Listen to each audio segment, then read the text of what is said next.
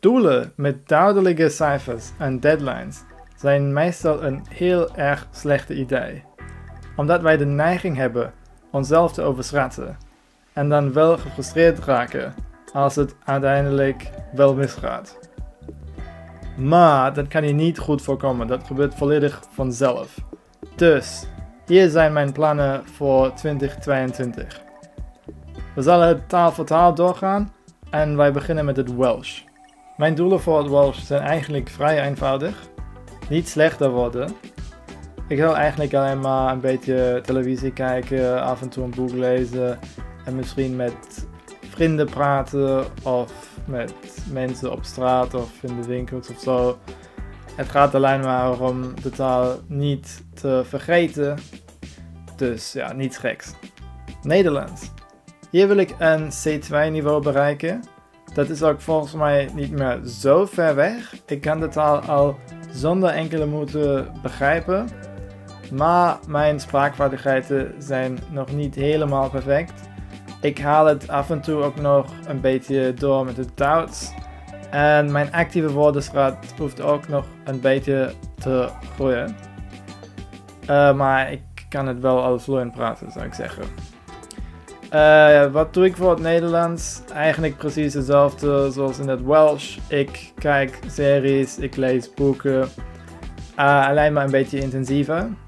En ik neem ook lessen op italki. Dus een beetje een verschil.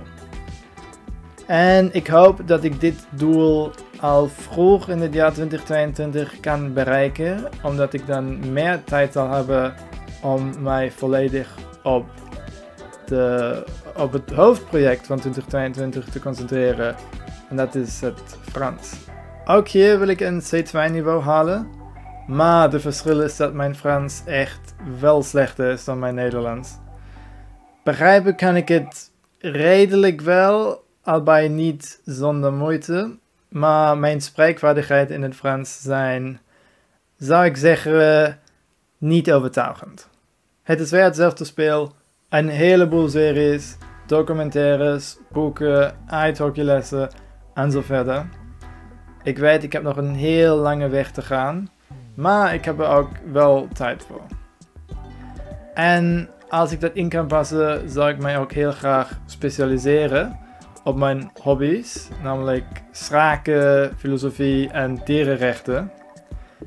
Volgens mij zal het een beetje moeilijker zijn met een grote taal zoals Frans. Dan bijvoorbeeld met de kleinere taal zoals Welsh of Nederlands. Daar is het soms echt een beetje moeilijk content te vinden. Last but not least wil ik mijn Russisch en mijn Schots Gaelic van een beginnersniveau op een laag gemiddeld halen. Het idee is eigenlijk dat ik native speaker content wil kunnen begrijpen tot die niveau waar ik een idee heb waarover ze het hebben.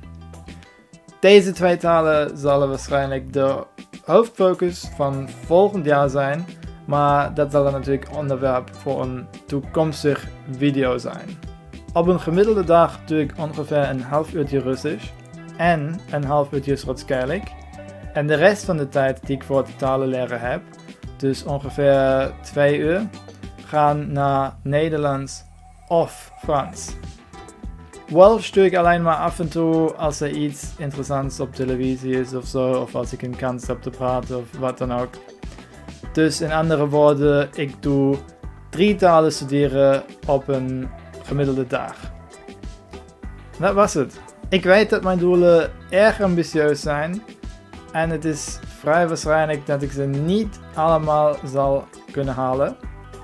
Maar als het mogelijk zou zijn enkele van die doelen te halen, dan zal ik al hartstikke blij zijn. Ik hoop dat ik mij niet voor de gek zet. En ik zal mijn voortgang natuurlijk hier op YouTube documenteren. Dus overweeg, als je geïnteresseerd bent in mijn voortgang, jij te abonneren. Tot de volgende keer. Tot ziens.